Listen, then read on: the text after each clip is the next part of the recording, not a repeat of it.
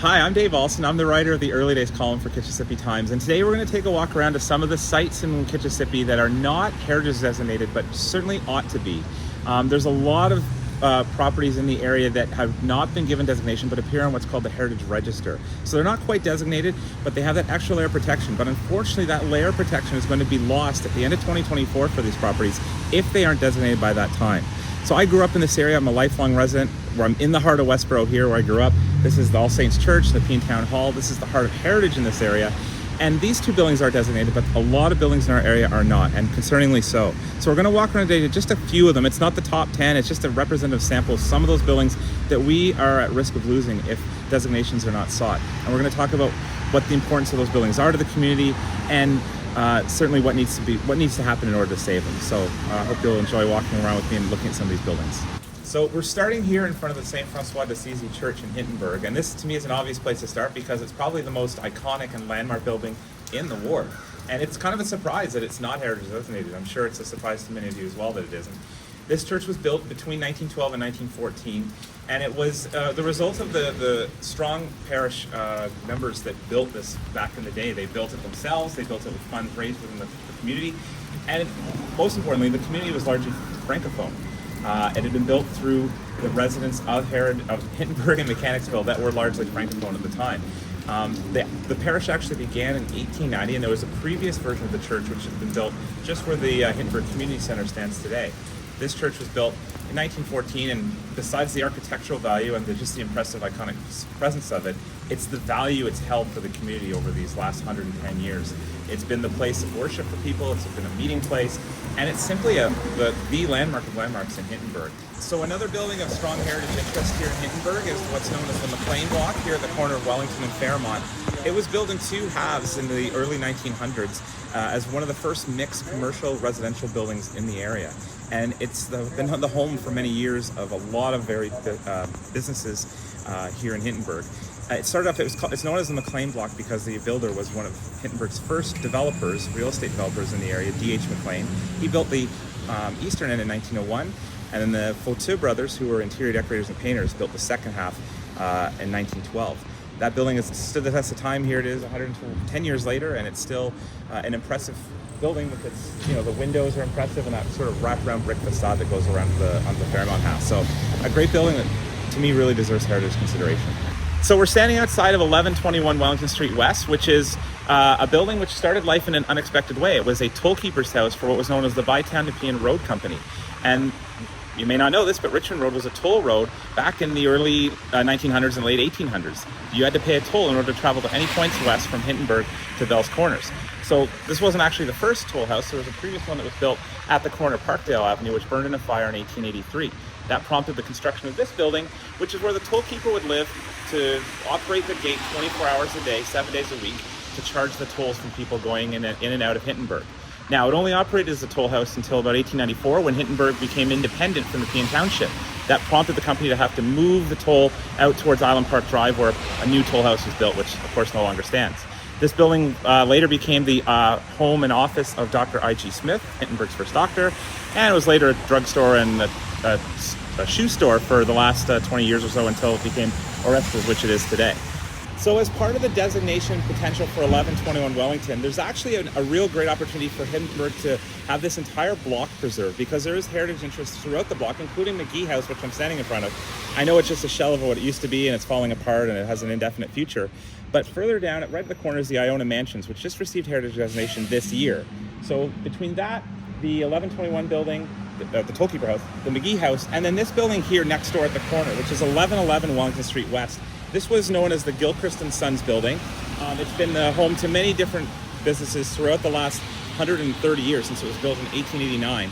Francis H. Gilchrist was one of the first merchants of Gilchrist, one of the first real estate developers in the area, a good community guy, and he operated a merchant here selling farmers' feed and food for the animals. And that's what the building began life as. So definitely another strong candidate for heritage designation is this building here at 1111 Wellington Street. So this may arguably be the most heritage interest building in Kitchissippi that is not designated yet. And it's a really cool place. We're standing here, it's between Armstrong and Wellington Street. It's known as the Holy Rosary Church today.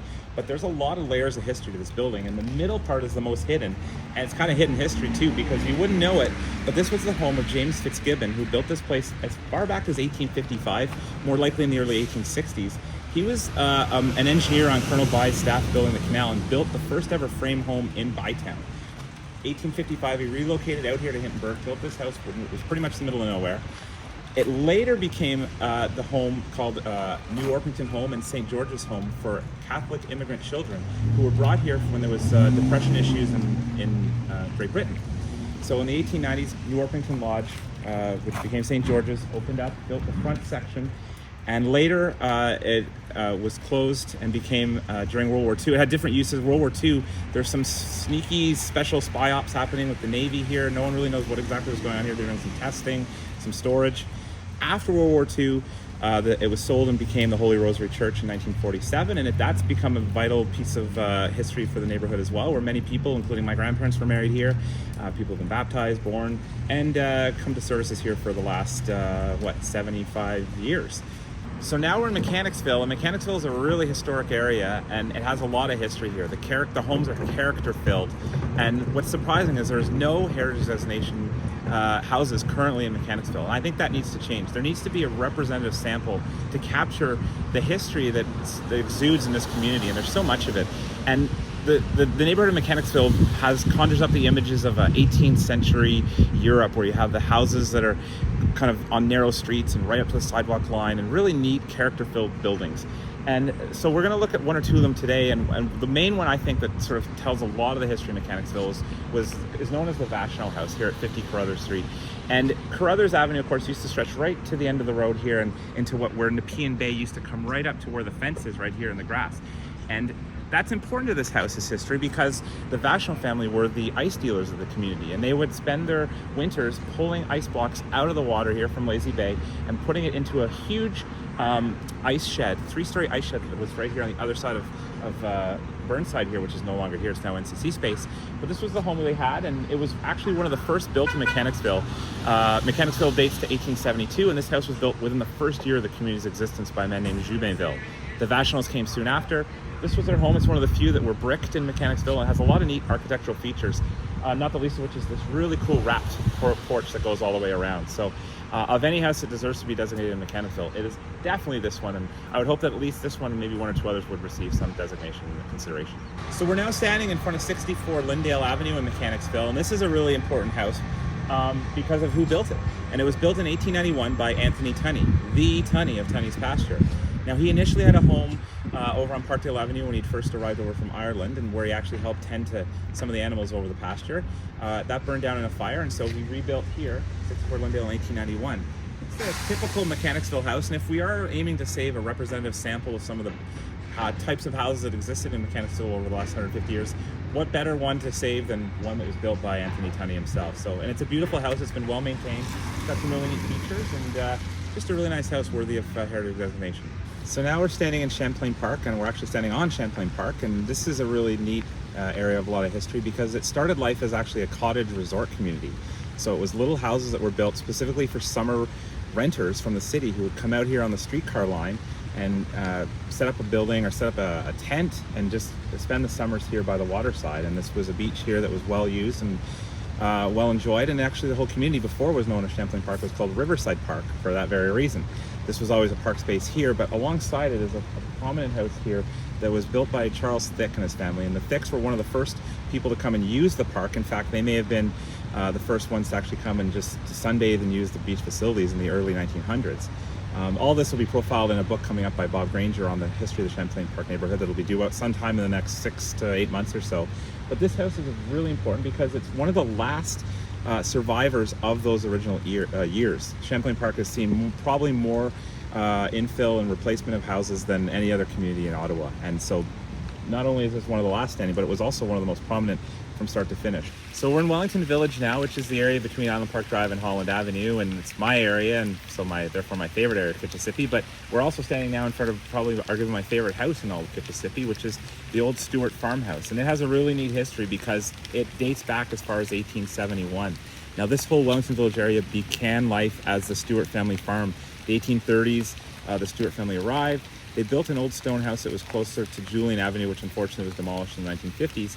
But the father had 2 boys, and each of the boys built a house in the area that in the 1870s where the family broke off and lived when they married. And one of those houses was this one. And it actually used to be located closer to Wellington Street, down Granville, about, say, 7 or 8 houses deep.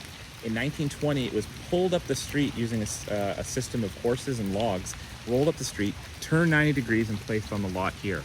And that family Miller lived in there for several years. And the daughter I spoke to a few years ago, she was 95 when I spoke to her, and she remembered she remembered the family story of the house being moved here. So it's a beautiful old house, lots of interesting architectural features. A lot has been maintained from 1920 or from the 1870s when it was first built. And just a really heritage-worthy building, and to me, probably no more heritage-worthy building in Kitchissippi than this one. So Island Park Drive, of course, is a street filled with many impressive homes, mansions, big, unique houses that are iconic to the area. And probably the most iconic along the stretch is this one directly across from Hampton Park, which is the 1929 built house by Stafford Kirkpatrick. And he was an Ottawa businessman who hired Nofke to design the house, so there's high-end finishes and high-end design pieces to it. The architecture is amazing. It's a beautiful big house, which is now the residence for the Embassy of Peru. Where the history comes in of some extra importance to this house was that in 1939, when the war hit, Kirkpatrick retired from his job running his company and decided to move out of Ottawa, but he leased the house for free to a group called Byron House, which ran a house for immigrant children who were fleeing Europe. So it was largely British children who came over. They would reside here, had attend school, and it was a really neat piece of our local history from 1939 to 1945. After the war ended, the children left and went back home or reestablished here in Ottawa or Canada, and the house was sold to the Peruvian government. And it was sort of one of the first of many now along Island Park Drive of the Embassy Row. So, between the architecture and the history and just the overall quality of the house, it's a definite strong candidate for heritage designation. So now we're in Westboro, and Westboro is an area rich with history, and there's just so many houses and buildings and structures here that are worthy of heritage designation. And the early days of Westboro reflected in a lot of the houses that we're seeing disappear slowly on the streets. And so I think it's important for us to start considering some of those houses that can be maintained and preserved to retain kind of that early character of the early days. And one of the sort of good examples on Churchill Avenue here is the Westboro Masonic Hall and Temple, which was built in 1924, and it was designed by the Richards and Abra firm, who also designed the early Broadview structure, Nepean High School, Elmdale, etc. This was a really important building for early social life in the community because it brought together the two fraternities of Ionic and Acacia. And it was a meeting place, a social gathering spot for people, and it still is today, now almost 100 years later. So another highlight house in the Westboro area is this place here on Churchill Avenue. It's super unassuming, like you wouldn't even look at it and think it was of that much importance, but it's actually a really important house in the history of the community. It dates back to, well, not the house itself, but the family that arrived here and settled in Westboro in 1838. There was 2 families. There was the Birches and the Thompsons. The Thompsons' home, the stone home, which is now the Keg Manor on Westboro. We know that house well. The Birch family lived on this side, and they had a house up on the other side on the south side of Wellington Street near Eden Avenue. But one of the daughters of Thomas Birch was Jane Birch, and she lived in this house here that was built in 1873 and started what was Kitchissippi's first retail store. And it was a grocery store, a small general store, operating out of this building in 1873. Unassuming little building here, you wouldn't even know, but it's 150 years old. She later married Peter Paysan, who was a French immigrant who arrived in the Nepean Township area, and they married in the mid-late 1870s, and so another tie into an important early person in Westboro's history. So we're standing at the corner of Churchill and Scott Street in front of another heritage Westboro home, or a house that should be heritage designated. It's called the Westboro Manor, and it was built in 1888 by Joseph O'Neill. And it's really iconic because of the stone in the exterior to it, which is pretty unique for the area. But it's also one of Westboro's oldest houses, dating back to the era just after the sawmill era ended. It's a cool old house that was now the legal offices of Farber, Robillard, and Leaf, and something that absolutely should have some heritage consideration. So that concludes a tour of just some of the sites in Kitchissippi that are not heritage designated, but certainly ought to be, or at least considered for it. And we're standing in front of the old Nepean Town Hall that thankfully is designated. And it's places like this that tell that story of our neighborhood's history and give it its charm and its character.